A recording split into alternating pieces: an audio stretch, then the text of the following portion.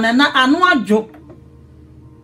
Love your neighbor as yourself. Do yonko sa wo ho. Ene bebre do anu ayedan adwo. Me hwanya me sumu do a na me wra ho. Esan se ye nyi do sonko ne nyadan. Enkyire nipa. Ansa na asam ne beba me no bo mpaye. Tumi mu tumi njefo ena nwumre ye da wase. Ewrade wo se wo asem mu bue ma han e ma ye nkwasiafo ye hunu nyansa. Peja wo matiefo no ade shimoja ni mu. Ewrade me sro se akoma bia ye buo akoma bia ye dene. Sro se ma wo asem nto ma akoma so nani hini wo ye mu. Na wo pie wani monyamu a ye nyina ye bomo hia wo. Ya ka se wo ewrade wo na waje. Tumi bi mfa no be ma na homene so ena nwumre ya brana se ewo Jesus Christ di mu. Ahonhombone ya kamo hye ya nan ase ewo Jesus Christ di mu. Ya da wase Ewrade se wadi nkunima ma wo ma ewo Yesu di mti. Amen. Ya kasa fa do ho. Edo ya dia anu nyo eda. Eni kwa se edo ankasa wo ma wo nua no. Anu ya dai adwo. Anka Nyankopon soma Yesu Kristo ma ne ma wo nua ya dai. Emeje ye nkwa. Nka wansuma Yesu Kristo mamane nya da emefa akoate bia nya dai ento ne ho so sa papa we befa akoate bia ya dai ato ne ho so wa muani wuo wa ansha boni bia ne ya dai ye wom wa ansha ba bia ne ya da wa ansha sisi ya sisi ya nua wa ansha moja bia wo ko hie tugu ye ebia sa atam wo tie me ebia wo ya abo hye sa atam na nim Kristo na ko wa ho kwan se ko kumi ne umienu efira atiasefo asase so enso Ewrade aboye ho ban ya boni nyina mu no kura na Ewrade ya dan oboye ho ban na se dokase a Yesu Kristo yi na di no enwanwa na sombo sa do we se no na enwanwa esombo Yesu Kristo do wo yi na di no esombo e wo se ye da sa do soronko na di ya dan ade kire ya nua bia enya wo maame banko na esa wo yadai odo no enya wo busuani nko na esa wo yadai odo no na momu nipa bia obehu no enya se nipa na nya ne ho ansa na esa wo yadai odo no oye ohia ni oyo defo esa wo do no se de wo sitie bia na esa wo da so edo so nko adi yadai ede kire no enso ne nipa bebre do anu ayadai adwo edo wo nyam sumu anu ayadai adwo ya doni nye Tuga John 3:16 na wase na sade Nyankopon do wiase ni se wode ne doba wo no kro ne ma yen na obi ara odi ne di no onyira na obenya dan kwa sa papa we ayedai edo wiase ya ka se Nyankopon do wiase a baby ana ye da baby ana ye nsem fata no papa we yi do sonko ya dai ade kire yen edi papa we wiase papa we say edo edi kan do wiase no wan hwe situation bia na ye wom wan hwe boni bia na ye da na ye di enso yi do sonko ya dai edi kire yen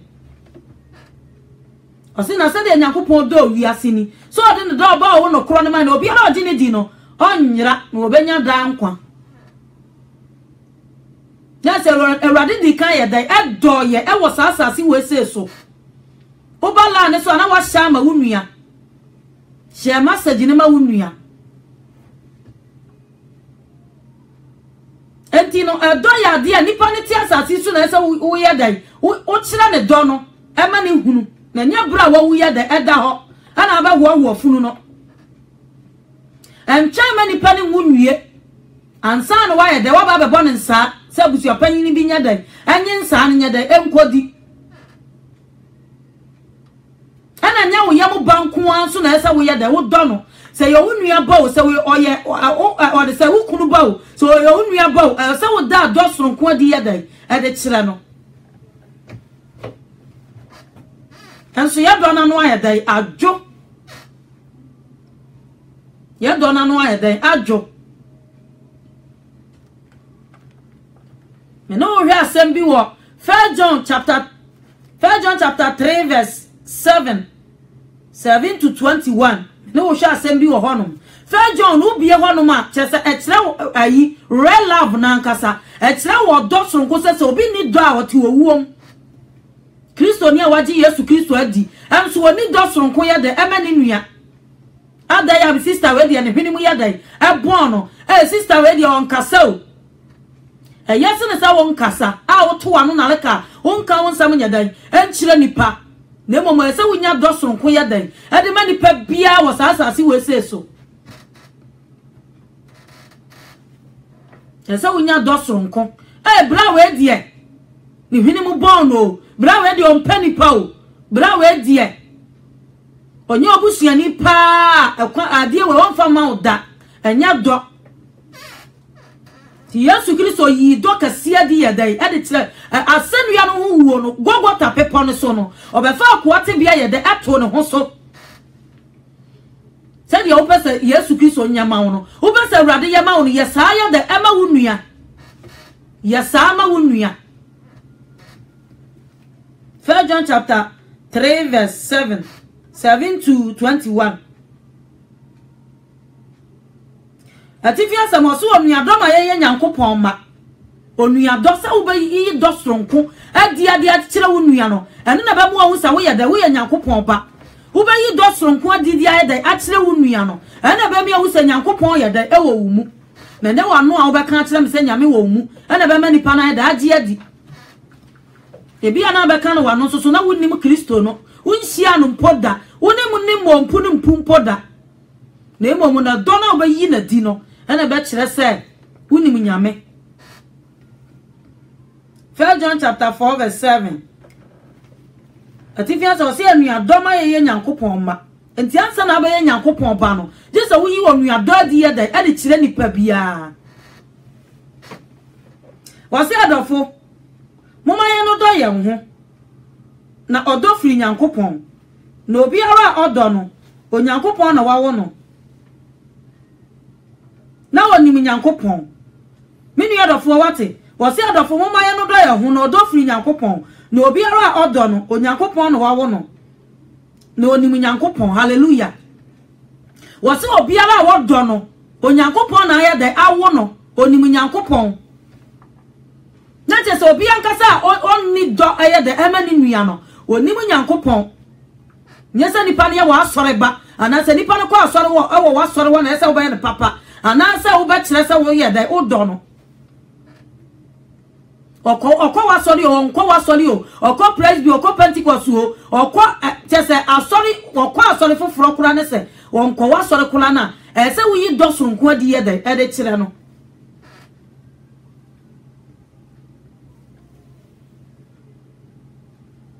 Ose no bi a odo nyankopon wa wo no na woni nyankopon verse 8 de onno no hunu nyankopon de onno no ontimi no ni nua no ohunu nyankopon no nyankopon ne odo no enti love na nkasa no eye nyankopon enti u baka chem say unim nyame na say wo ye Kristo ni na say dosunku we say no de wo di be ye wo nua na anya wo de wo di be ye wo nua no de ye de ye wo na anya wo dem e memfa nya wo nua enti wo kire say unim nyankopon a wo kire me say unim nyankopon a de na be da dia no wo say unim nyankopon yesa don ye da di wo ni padua mu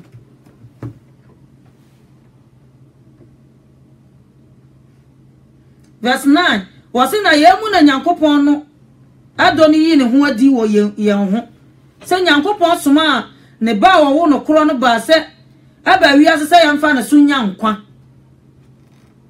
na yemu na odo no wo enya se ye na ye do nyankopon na emomo no na odo yen na osoma ne ba se o meye ye bone ho mpata hallelujah enya se ye ne edi ka do nyankopon o na emomo no na ye da odi ka do yen no suma yes ajenkwa Yesu Kristo so numra me ye bone ho ye da empata enti na yesa wunya do soronko ye da ede ma wunua no wunya do soronko ma wunua se di ositie bia na yesa wo da do ede ye da e kire no verse 11 wase na adofo se nyankopon do ye nse ya ene yesa ye nso se ye do ye ho na obi hunu Nyankopon pen na sa yadodo ye ho a na Nyankopon ti yemu na ne do no awie paye wo yemu na yemu na yehunu se yatini mu na ono nso ti yemu na wamaya ne honhum no bi na yehunu ne yede adanse se agya no asoma oba no se wiase age nkwa na obiara opa mu ka se Yesu Kristo ni Nyankopon ba no Onyankopon tini mu na ono nso tini Nyankopon mu na yede yehunu na yaji o se na yede yehunu na yaji odo a Onyankopon wo no yehunu adi Onyankopon ne odo na de oti odo mu no ti Nyankopon mu na Onyankopon tini mu menu adofo Yesu Nyankopon na nkasa no ne edo no ti wona soma Yesu Kristo ba ese omna ma ye bone ho mpata tutimi no unua utimi ka unua ti asam ya utimi ya unua asa unua kire wo ne namfofo eti wonam ho ayamu no aturo nti nipa kasa o kari wani kire sa unua wo yeda o do no ensoso no wonya dai o ndo no ubetimi asire akire unua soso na utiri mu asam akasa nya dai enye se wo yi do sonko adi ade kire nipa bia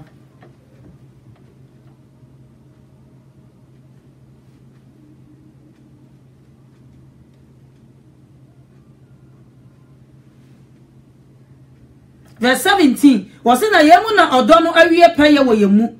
na ya nam atemuda efise sade otie no sanso na yetie wo ewiase hanso ehu ni edomu na emomo odo edimu no pam ehu efise ehu ni asotwe na enam na de osuro no nwie paye wo odomu ye wose na ye do efise onu na odo ye nkane 20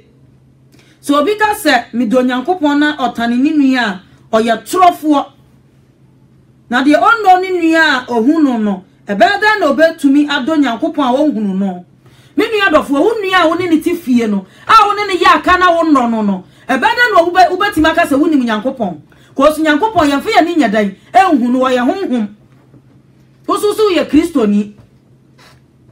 Unia kasa woni ni bompu ni mpu no untimi miye wakoma untimi nyado wokipu ne won sambesa 10 years ni edaso wo mu aso kwa asori na sosofu epiti message na se ehin na sofu yi ya wo se wonim but obi won sam 10 years what ma keep wo mu me nua dofo amfa nkwaje mrew e wo sa wo sakra ye de efiri sa ne ma no ho untimi nye opin ma wonua sesa unye opin ma nipa bia Udi amanfo ho nsam ayede ahye wutirim unua ni ho a obetima kanati asam ya obetima ya unua obetima se unua poto enso na obekom na asam ne nyadai enim dia wo ka bia na nim Galatians 6:7 wose na mo na adam Onyankopon si na twetwe efise de onipa gu na no ana obedai obetwa menu adofo wan wo bia wadua menkan akotwa bode da de wudua no obetwa se wan sakira wadwene a de wudua no obetwa Funtimi nyam do sonko mani pa bia wasasi we seso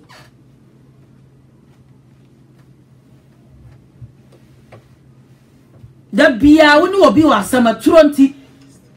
da bia wo de obi ne wo wasam tu ba na ayi amanfo ohun ya amanfo ohun menu adofo ewiase no begya wa akọ Yesu Kristo mna wa hyehyɛ ma wo na ese wudi so na wo nante asem nim na no na ba boa mo atimi ayadan akọ heaven na ba boa wo enti wonu ya wo hunu no wontimi na do sonko di nyadan ankyerɛ wonu ya adwuma na wo sisi no wo bo apo na nansa no bi be fa obi adwuma mu na kasa dis wo ye ne busuani enya sa adwuma kasa wonya bi nyadan anye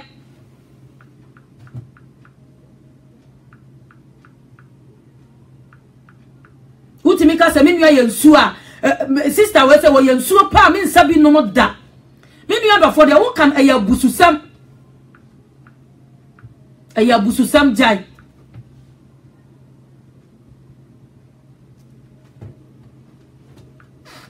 wo kwa asori sa so da so no obi ya ka wa so ndam wo da so no obi ya ka kanya me asam kire wa sofu piriti a wonfa nya adwuma ade sofu nkro mu no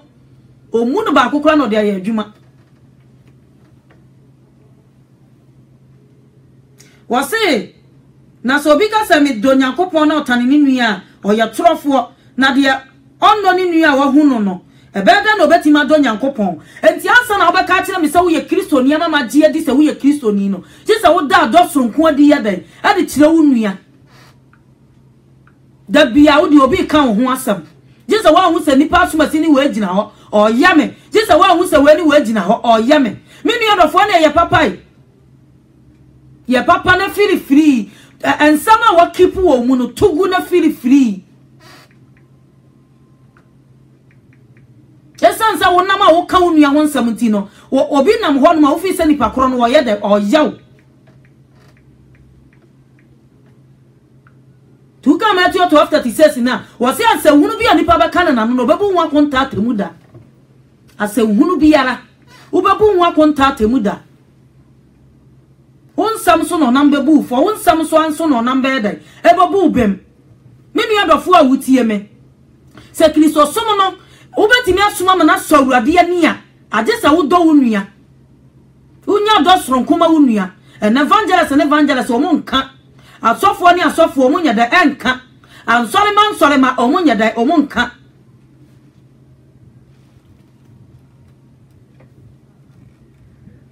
wase na asede yi na yenya no ne nchen se de odo Nyankopon no onno ni nua nso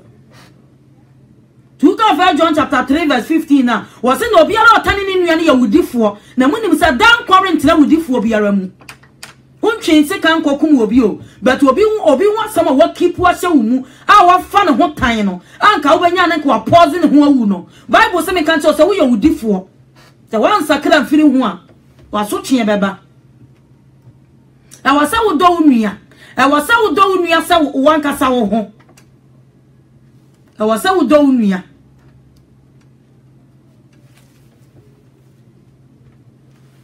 esa wo nya do sonkoma nipa bia wa asase wo ese so esa nsa wo nua wo hu no no wo nua wo ne atu anwumtuni na wafa no ho tan no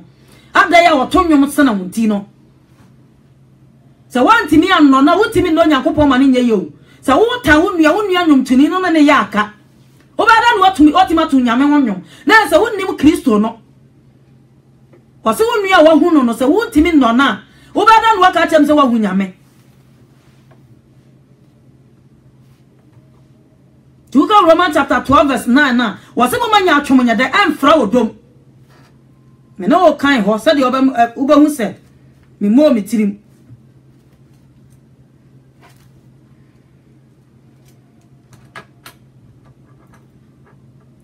atifia sam no wase onuado enti na se wo da onuado che se uyi do soronko adi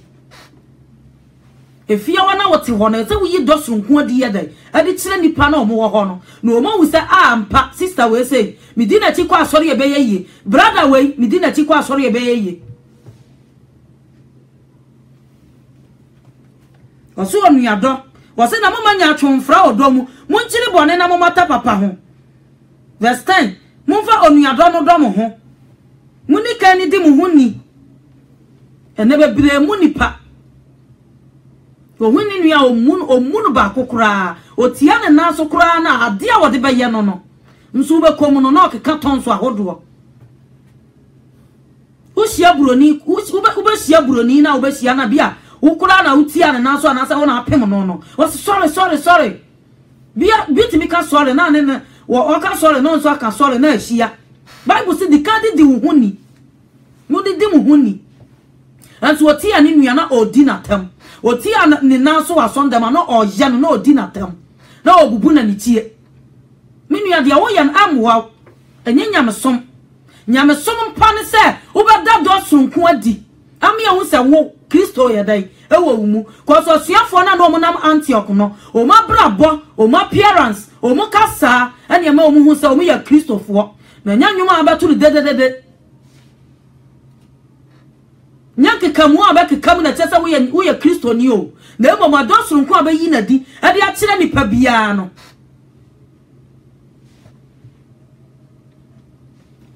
doso nko abayi na di wose na momfa onuado no do mo ho yie na mo ne kan ni di mo ho ni ahunidie na mekaaya no verse 11 munya modi mo munya ho mo hye monsuma urade verse 12 mama woni ni anidasuo mu ahohia mu montomo bo ase munkura paibo mu ara mama wotefo hia mu bi mama ahohia wo moden ahohoye bebrani ma wohoye aduane timi gu mission house prosai na akom di asore babi na akom di ohia ni bi nyamsompa ehuni fi ani so obi kwa nyanka ni nwisia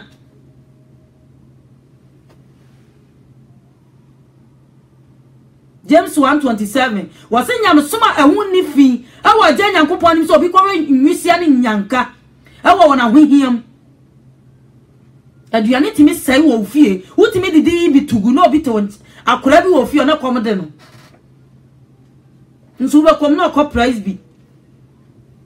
cause wanya sori amo ama wa obeka san on sakrai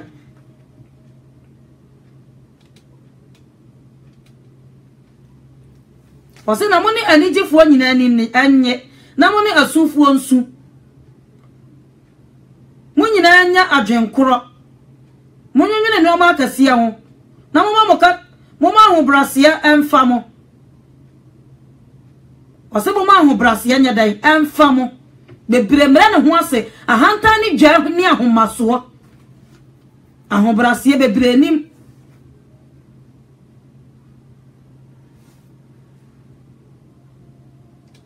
wase momo ho anyansafo verse 17 monfa boni ntua obiara boni ka mona nyine no ma eyefe nipa nyina anim na se betumi a mafo die muni nipa nyina ntena asundwie mu hallelujah bible ne say senke betumi a ka wafo die emiya nya sam wo ho ani nipa nyina anya de entena wa asundwie mu na se nipa ni bi wo ho ma o mankasa ho ahomete o masetena ya fesi bebre bi wa ni tifi obeti ma pe wa pepesam no wa bo atwede bible says still so say we do adi dey e de kire no men kontokwa o ka wa menfi wo sense ma afom de na chese enipa bi wo ho no ma o mo setena be ya o se ma afom de se betumi am ne nipa nyina tena asundwie mu anka ho nya dai ama asam menu adofo a wutie me senko obi betima hu nya me som no obedi atire akọ wa sori a wokọ obetimi adi atire asakra eyewo wona ye oyansa na ho cause one kasa no ye board oya somebody woni pefa so ayeden akọ heaven cause obeko ba bi na somebody sia oba ya choba somebody sia restaurant achirasa wo ya somebody etine amanya atwomunya dai amfra odom men kari woni mun kire wonu ya sa wo don na na ti wo sen poto utimi ka wanti antena se anka obi 1 seconds kura utimi ntena se utimi se obi poto menu adofo emwa jai na sa nipa na odi hwiti mu ni papa mu eba nipa mu no ono otamfo abonsam tu kan John 8:44 no se mo de moja mu firi ni mu no ono obonsam na moja na kono de na mo pesa mo ya de mo yo onyina no kwere so oyowudifo firi ase ya enti nipa bi obewura ba bi am papa mu eda di wo ho bra we ba wo se yesi bra we na ebai bra we ya obai de acha 2 months sa asem si ho sa ntokwa si ho mini adofo yo me ya sa me ya tudin jaina emwa hwehwe Kristo se han wo mu a sa ne ma we sei no untimi nya da ti wo se wonam han mu a obi ba di Yesu Kristo di a watwa mafi owuo mu ayedai akonkwam se wonam han mu a han na wo mu no mane nadi essence obi onam sum mu no wonimu de okosum na de afra nani tu kan fa John 2 verse 9 na wose de okase ohan nim na otan no otan ni nua no da so osum mu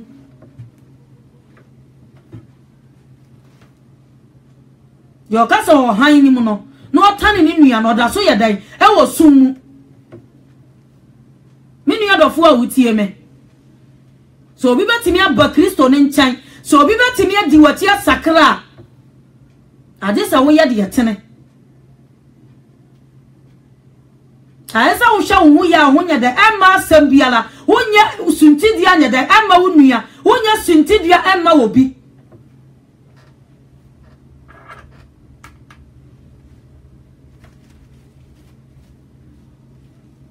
ni kwa sa wo ya suntidia de emma wo nua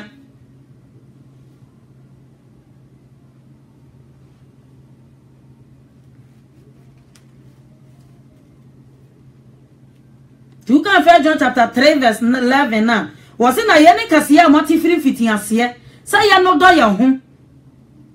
Enti efirade bom fiti ase no enipa nso awurade ani. Esan se nipa nwuma ye de aye bone. Enti na enipa nso awurade ani no a Yesu Kristo ba ye no. Se wo ba ye Kristo ni a e wo se wo yi ni pasu ye de efiri wo mu.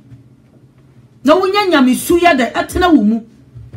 Esan se waso obi ba Kristo ma wa ya body afoforo ene madada na ye de atwam ni madada na ye de atwam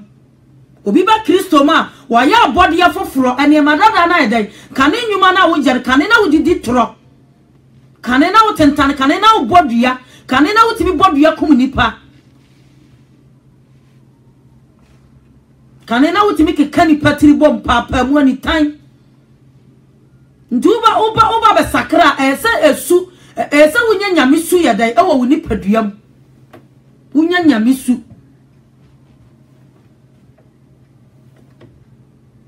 wose na ye ni kase amati firi fiti ase ensa ye no do ye ho enti asemo ya tia firi fiti ase se ye no do ye ho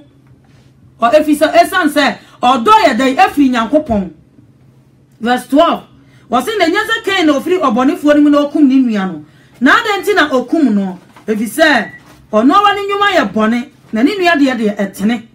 hallelujah anuafo mienu na ekobo afode ama awurade o ba ko de yeso awurade ani ba ko de anya dai anso awurade ani maame ba ko papa ba ko o maame ba ko papa ba ko enesa yemfa sa we entoto o man Ghana wo yemfa sa de we entoto enipa e wasase we seso ni nua na ekoso na obre na se ono de onku o na o sel poto ni nua na ekoso no ni yonku no ni ye nyame adwuma no o koso na o keka ne ho nsam eno na ema ye nyini wo nyamsum mu no e ba sa wo ye baby Christian nyumtuni na ebe to nwuma na o sel ni yonku nyumtuni we wo ode aduro bekume we wo ko aduro so sezane de anya de enfansin na sa ni ama na de ekoso but de me pasa me ka kira wo ne se wo se nipa no se wan se no wo ni mienu nyina no se munya dosoro nko ye dan ema mo ho esan se munyina mo ye nipa ba ko adwuma na nipa no so ni Kristo ti sa anuanum mienu we sei no omu ye obi a sa anuanum we mienu no omu ye obi a omu ko munyina akwa awurade fi akwa ya do ya mo mo enso no ba ko ye ade ye de eso awurade ni ba ko de anya de anso nani ti de ene se oyese wo ye fast ni wo yini nuane ye dan efiri ho nti firade bom fiti ase nipa anso awurade ye nipa anya dan anso awurade ye ni esan se woni ni nuane na motimi kun ni ye dan efiri ho ose na adenti na okum no efise ono ara ni nyuma ye bone na ni nua de etene wose verse 13 no wose anuanom wiase tane mo ma no nyam nwanwa ene ye hwe omo a ye ta omo kase ye Kristofo esansa ye no do ye ho asumni mu achebesa ne ye ho ye no do ye ho wose wiase tane mo ma no nyam nwanwa me nua dofo a usuma awurade se wiase tane wa e ma ne nya nwanwa esansa watwa mafiri owuom ye dan ekọ nkwam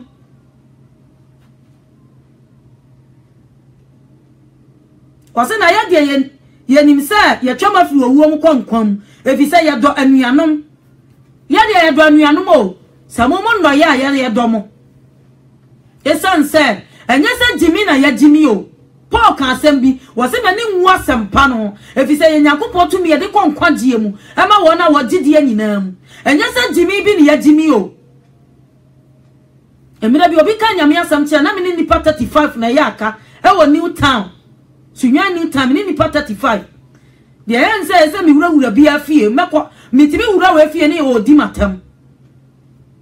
ose ada ntia ya force ana me so o pompo ma chiawo ena sa nipa mitimi kan nyame asem kire no enti no se mo mutan ya na se mutan Christopher a ye bekọ so aye dai adomo esan se wodo firi Nyankopon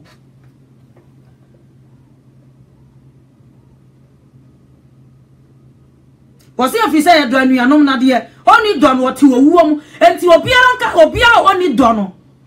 ubetima ba ya asori panyini na woni do ubetima ba ya sofo na woni do ubetima kwa asori be 20 years bra we de na ho fama de o give o but oni do odi ade di ni nua onwene ho tuka Matthew 6:14 na wase samudi ni pamfo nso firi na moja wo soro no de mode ebe de ebe firi mo tuntimi fa bone nya dai enche wuntimi fa bone kitekite nya dai enche wase no bia otani nua ne yawudifo na munim se dan kwa nya dai ente na wudifo mu bia mu enti enkwa nkasa enkwa ne wumu mini adofo wuntimi no wunua enkwa ne wuni paduam wunnim Kristo no wunni dan kwa hwehwe enkwa no Sheshadan kwano Unimu Kristo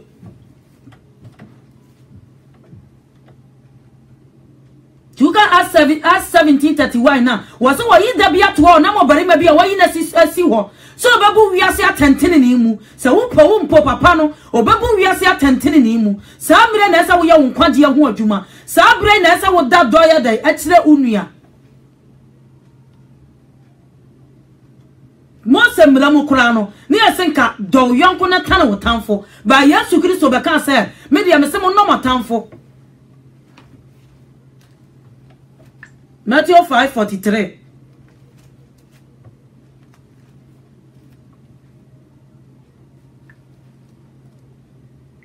Katifia sansa wa chese do watamfo Matthew 5:43 Wase na mate se wa kan se do yonko na tana wotamfo Mose mram ena sa ne man bebre ya o se me de di Mose mra so obekan wase na mate se o kan se do yonko na tana wotamfo Mose mra mu no wase mate se Mose kan se do yonko na tana wotamfo na me Yesu Kristo de me de me se mo sa mo no wotamfo mu nhira wona opan mo no na wonya wona wotan mu yie obi a wotan mo no e wo se wo ye ne yie na mo mpae ma wona wo hamo na wo time mo no na ma ye moja wo soro no ma evise wo ma na wi apia nipa boni ni nipa paso na otonso ogu wona wotene ne wona wontene so na samudo wona wodom nko a akatua be na mo wo hallelujah me nua dofo sa wo do obi odo nko a obi odo wo no da bia wo ne ye kuro da bia wo do no akatua be na wo da bia wo do wona wodo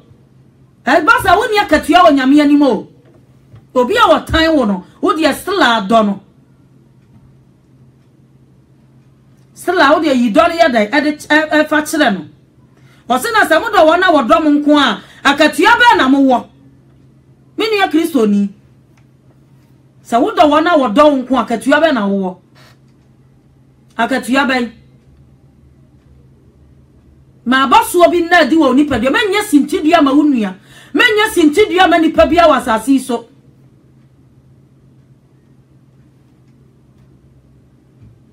samudo wona wodom nko akatua be na mo wo tojifo nso nya sara waso obi a won sakra ye no sa ne ma no no wo ye odo no nko de ono no abonefo a yegu wiase a yen sakra ye no mudi sa adwuma no na wo Kristo no so sa ne ma no wo ye Uni sofo bi ya ka den wo so ya sofo. Jamu wai, jamu manenka. Jam. Wasina se mo tia mo nuan mo nko ara a ede na ma ya mana boro so. Ede na ma ya boro so. To defo anso nya sara. Enti monya pe. Wase enti monya pe se de moja wo soro ne ye pe no. Me nua dofo. Sa wo tia wo nuan mo nko ade na wa ya boro so. Sa wo ni obi ya ka heavy wo untimi nsene ho. Untimi nko ho ma ne nya ye. Ti Yesu kan sembi wase wo ni nkuro boni no ni mmom ntam obi ane ne ya ka no. Ani ni mmom ntam. Ni obi ya jaka be se 8 years ni. Na asam da so wo mu. Uhu na na wo ye ma hyew. Woni mo se wo ku ho.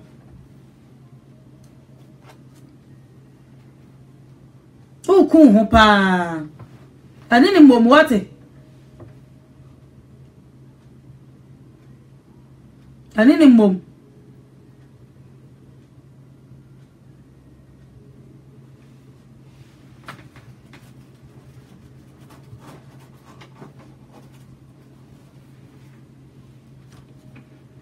Ani ni mmom. Nti akayofo na nkasa ahiniye no omonya dai omonsene ho.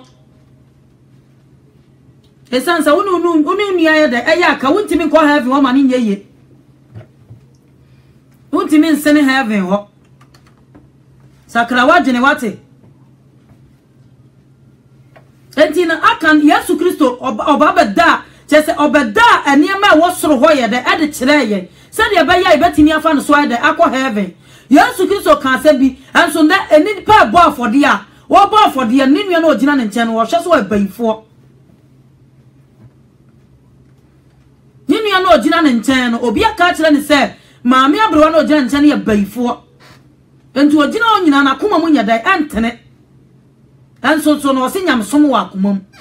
Ya sha akoma ma abusuo no ana ano pa mu yada eka se woni do soro nkoma wonua me nua do for de wo ye biafaso nyadai emma so. Timothy chapter 5 verse 23 was it enti se wo de wa ye de ba for bochia ho na wo kai se wonua wa asem bi tia wo a ja wa ye de na for bochia no ho na kona wonua no kobo mu kane ansa na wo be mo wa ye de na so me nua do for wate was it ka wo ko bo afode e enso a sorry a wo ko ne yakotu wa kire oda ko so esikasam was it what do I ye de ba afode bochia ho e wo kai se wonu obi ayaka ja ye de no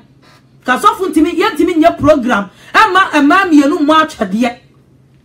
Pentecost asori e wo goka fieda Yesu Kristo wu ye fieda Yesu Kristo wu ya ye de kai no ama mienu dia bom ada ye omu mienu oba ma ba ko ho so for pretty ya obeti ma ba se wa kwa so ne be se 10 years but na bra bonye dey ensesan ye so for pretty ya so for dey be pretty but on fa nya adwuma nso no mo ya korafo no mo tia so nda mu ho onso o mo ya ka den ko mo dia bom pipe am ya tu o mo mienu nyina asan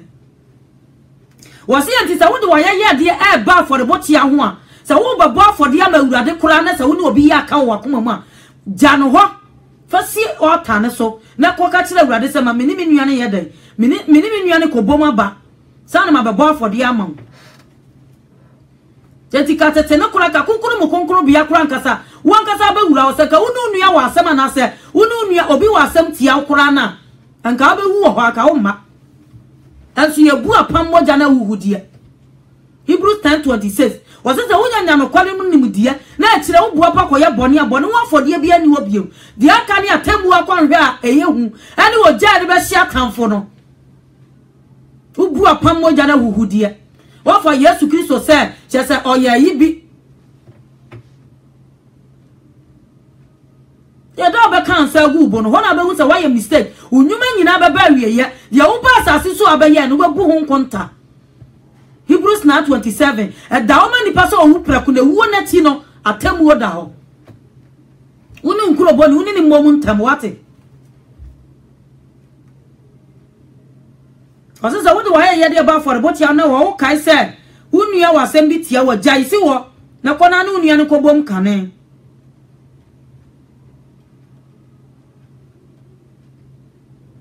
nkobom kane ansa na waba be ma waye yede ne so verse 25 woni unkuroboni a wo kwan so no woni ni mmom ntam na dabi unkuroboni no anyi wanhye otemufuo nsa na otemufuo no anyi wanhye osomfuo nsa na wanfo ngoto afiase na mesemo se oremfiri ho je se watua obon a ebeka akire na nsa menu adofo unkuroboni na ni mmom ntam obi a wo de nani asi wo so se oya wo kura no ani ni mmom ntam na bira bi baba wuntimi nya hwe ebira bi baba enwansana baba sisi wanim wankasa wuntimi nya da empra wo ho ebira bi baba obi na be dware obema samale na baba be dware wo minu ya wogide ya wo wiase a wakukuru wiase de abo obo wo de wiase asoa ubeja ho akọ ubeja ho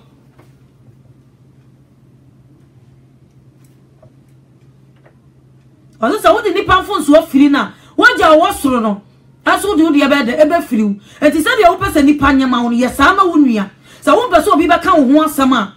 ye papa man ka wo nua ho asam bone man sa wo nua poto me wadamfo na wo ne nam me wu nanim ase utimi ne wadamfo kunu da enya wani wu sa de be gina ke cantons me nua dofo aguro bi na wudi na aguro na wudi na chile no me na beba so sa wan sakra wadwene a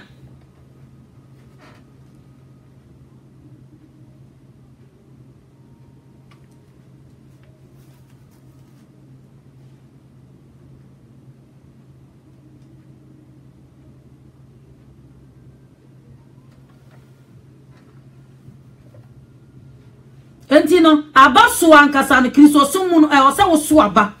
die na be da dia me ya wo se nipa we se no wasakra na se waso aba yesi e wuni ma bi wo nipa duam tuka Galatians 5:22 na atifia honum na first one ye love odo edo na ede ebedika dadi wase honum na ba ne odo anigye asumdue abojo chare ayamye papayo jidie ojo anida ho emre bia ni wa etia ye nom na wana oye Kristo Yesu dia ne bo honam akono ne hye so dia no asanuam wi ase de pade a wo printi utimi chobi nkontompo kwa timi ka asam tu nipa so me yetimi de netu afiase ene nipa na da afiase be se 8 years ni wo sori didida sa ko jina nyame anim menu ya sira Boniface wate sira Boniface Diana mukasa ai David ku obi fa na yere ana David enso still na nyame do no David wo yo owa akoma ye di nu ye ho futimi fa obi yere so so woni akoma wo di nu ho wutimi bo adwaman so woni akoma di nu ho wutimi ka wo yonko ho asam so so woni akoma ye di yedan enu ye ho sira Boniface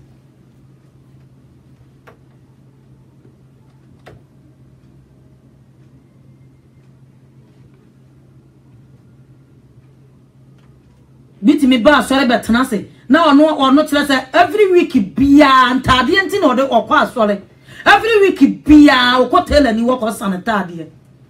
na watchi bia bag ntade asumade akese enti no obi betena ne ntia no apere ni ni so nhwe mokubi o yese no nhwe atade bi yese no dimi nto atade akora anya ni kunu nhwe no eno me na wofa eno me se wanya sa niema na ebire bi baba sa niema no ubabu hu nkonta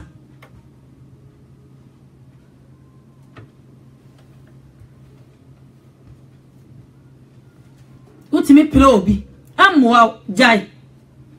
sa niema me da bia me ka sa nkofo no omu nsakra yo omu ye behwe adefo obi kwa asori no omu ya da ekobie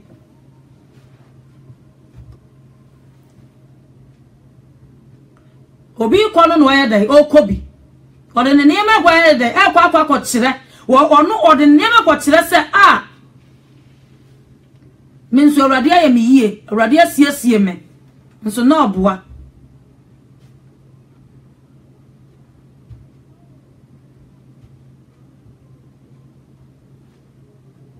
dufudia ne sa niema e koso ni ntini etimi nka no kora nye de enkyere nipa no tetefo no me nkofa tete atempon no ebra na asomafo no nam won Bible say omotonton mo ahode e de beboa nyame adwuma omotonton mo ahode a omode ya dai eboa ahiafo ewo emu Tuba Kristo sumu a utimi se nipa na de ne ho pa so no obi pe wan siri di atodwene e diskura no e de ma no nso a lord sika na e de agu ho wo be wu agya o me nua dofo yibi ma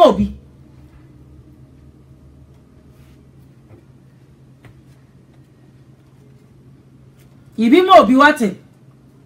ene nipa ntimi nya papa biem o ya osuro se baifo be de ebeku no me nua dofo baifo ne wan spirit na ti wu mu no na kire se tumi bi ye de wo mu tumi be de wo mu baifo timi kun wo ana se baifo timi yaw ema ne yeye na sa won sakra ye ti na baifo timi yaw no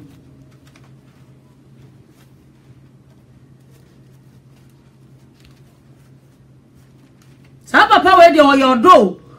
nti u ba ji papa ni dia e wo sa wo do unua do unua sa wanka sa wo ho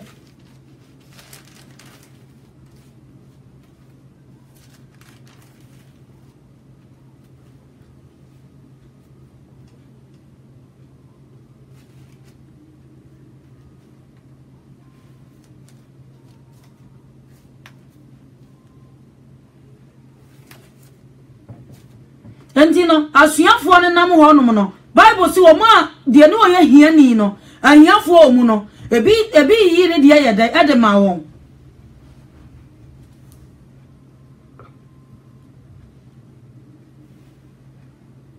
nso ne nipa no be kwa asore no chese nipa no oti hiamu esen ko mo boa no enso no sa amoa no agisa hwehwani mu sa amoa no wontimi moa agisa hwehwani mu sa wo yama sofo ayedai abona baso so na kom de obi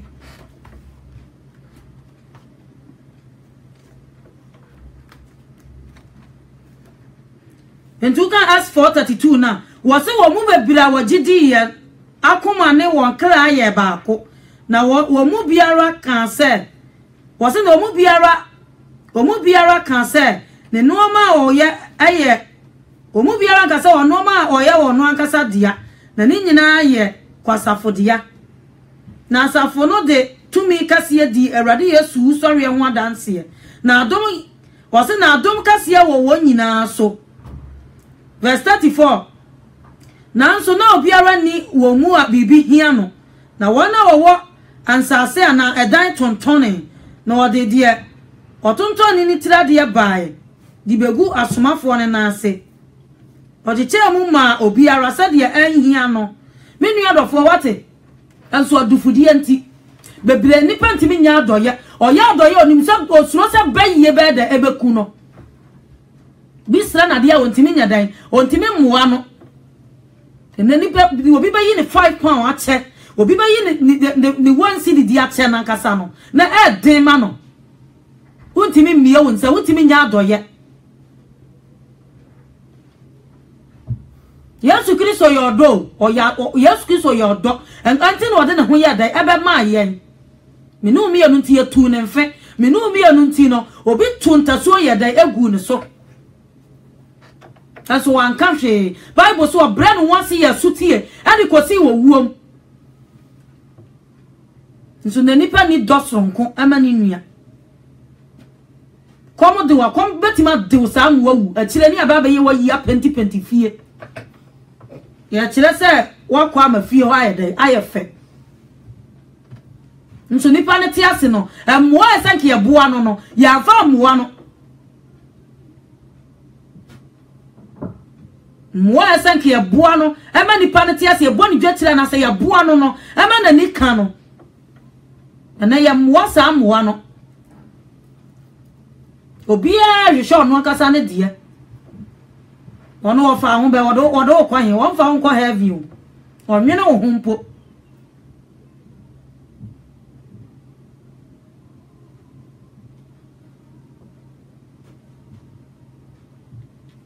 adofo ya saya dai ema wunua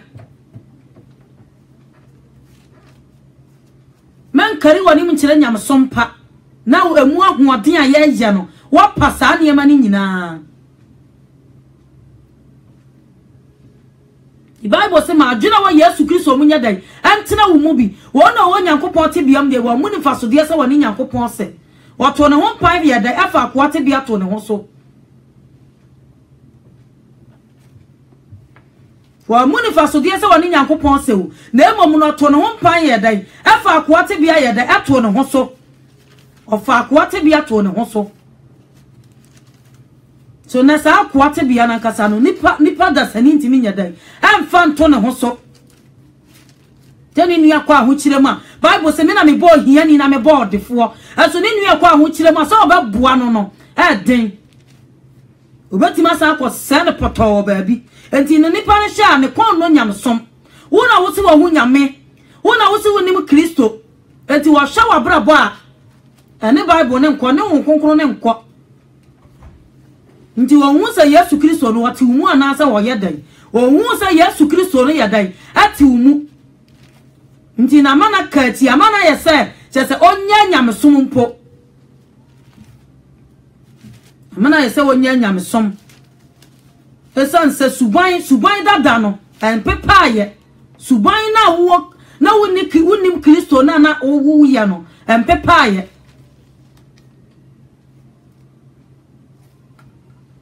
ti Petro pesa wako heaven no Yesu Kristo kan sema no obusa no question Yesu Kristo kan sema no obusa no question wo hwe ya tadia wo se Yesu Kristo mu se Peter presa wo pe heaven to so so na mesi masafo na sama do apono nya dan entimi nya dan entwi mfaso tu nua ye wade a e wo se wo gem ni kwa se wo ma ne che Kapitan kwa Yesu Kristo nchen se empran yi na me nua fom ya me mfa nche no Matthew 18:21 wase na Petro ba ne nchen bese no se Awurade empran yi na me nua fom ya me mfa mfiri no enkwasi mpran so ana Yesu ka kira no se me se wo se enkwasi mpran so na emo mpra aduoso ahodo nso some time 77 na se ka wo nua afom wa hona no unu afom waka wanim ka kira ne se ade na wo de yame ne bra me mpesa sister ade na wo de yame ne me mpesa anso no ba kipu woni mu nso nka obi fom waka betimi aka kira ne se bra ade we ya wo ni we ya wo de yame no ba ka no kura kira nipa no na wa ye otamfo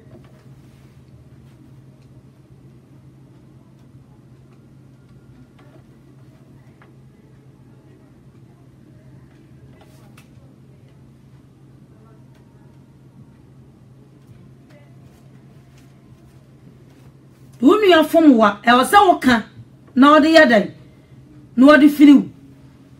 e wo se wo ka memfa nhyɛ wo mu uni hyɛ wo mu ani pa no bia sa amda no wo no kura wa boti kura no mada o so dai papa bi na wo da ho dwene ne ho love your neighbor do yonko sa wo ho ask yourself do yonko sa wo ho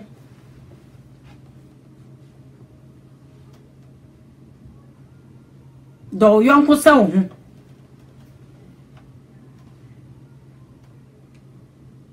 ntia wo bi mo ho no ma asam we se no mo mfa nya dai anya adwuma wo se mo mo tire no Job 34 verse 10 wo se mo tire no muntie me ampare wo Nyankopɔn so obedi amumu yosam na emomo nipa ne ye so ka no ye dai otua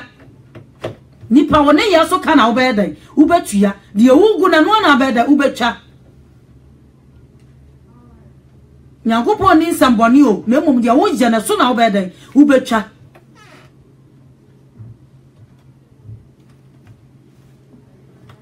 enti no wo ye nipa bi bone wo nua wo ye ne bone no e honum na no e o se wo ka na mu gem ko so ko ye awurade ani o de san wo nua na wo ye ne bone a wo kipu wo mu no e ko to awurade ani na se ye bone a wo be na no wo se nyame de acha na so wo fa nche wo First Samuel 2:25 Kasi so nipa bi ye nipa bi bone o Nyankopɔn be pa chewa ma no na onipa bi ye Nyankopɔn bone a hwan na be pa chewa ma no me nua dofo obi ne wa ye adwuma sa wo be so betua ne ka wo sisi no wo titi ne sika ani wo ye kromfo sa wo ye Nyankopɔn bone a hwan na be pa chewa ma wo me brane ya ye bre ya sem bi 1 Corinthians chapter 13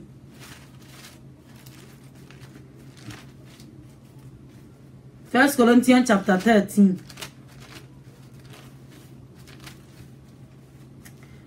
verse 1 to 13 also odo ho asem enti odo me ne wo kan ye ho asem ne ye be de ye be kan de be ba nipa ne ho se nipa we odo no e wo sa aba bi ye de eso woni mu wo se na se me de nipa ne abofo ta kire ma me kasa ti se hele baba de hunu oni do se me de nipa ne abofo me ta kire ma me kasa na se me ni do a na me te se ya wa rejeje anasa kasa re wo so verse 2 na se me wo adi me wadi asanka na me ni mahintasam enyina ninim die nyina na me wogidi anyina na me tutu mepo na me ni do a me nsa hwe na se me prema hodi anyina me ma ahiafo na me de me nipadua me ma se onhye na me ni do a me rinya ho faso biara me nu adofo osasa wo pro ahodi ma ahiafo na kire se wo de nipadua ma se yenhye na se wo ni do a wonsa hwe na se edo ya de a very important se nipa bia ya de enya do sonko verse 4 o se odo wo abojo chere so obi abeka asema chere o se sister obi ye wo e wo se wo ye de odo o se odo wo abojo chere ni yam ye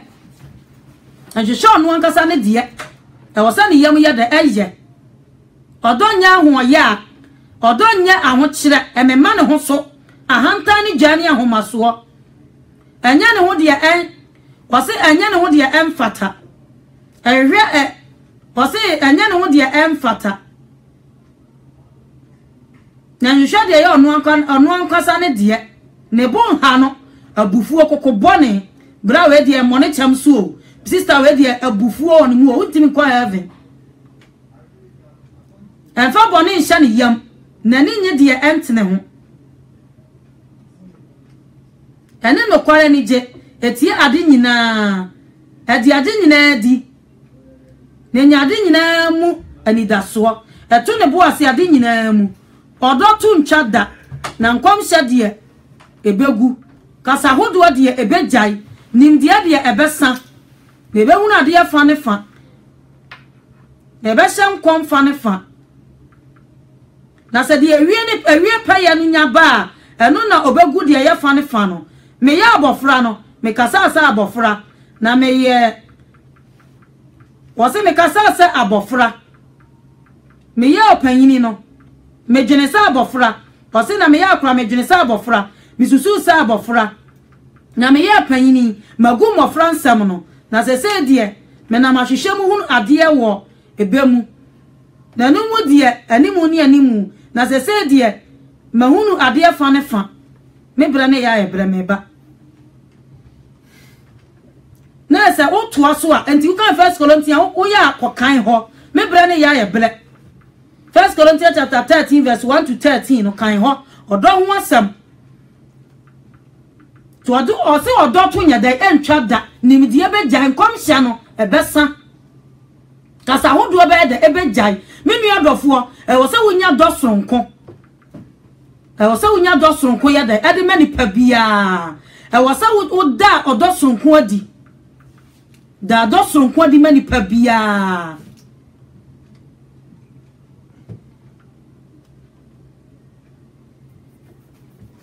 me bra na e bra se metam na so ti da do sonko adi e wo se wo ya do ye e wo se wo give e wo se chese wo da do sonko adi mani pa bia enye wadwen se enipa no wo pa bibia firi ne ho ansana wa ya dai wa da do bia di a kire no na emomu no da se de ositie bia na se wo ye da wo do no me bra na e bra me no bompa e ma nwia ye beto aso tumi mutumi njefo ye da wase erade a wote ase animonyam nka wudin me da wase nyame honkonkono peja wo matiefuo no yesu mojam erade de wote asem no wo so wasem makwa ebedi djuma wo yemu akoma bia ye sebo aye dene bubu akoma na wasem enye na erade yenka se wo na waje ye na wase se wadi nkunim wo Yesu Kristo Nazareti ni ndimuti amen.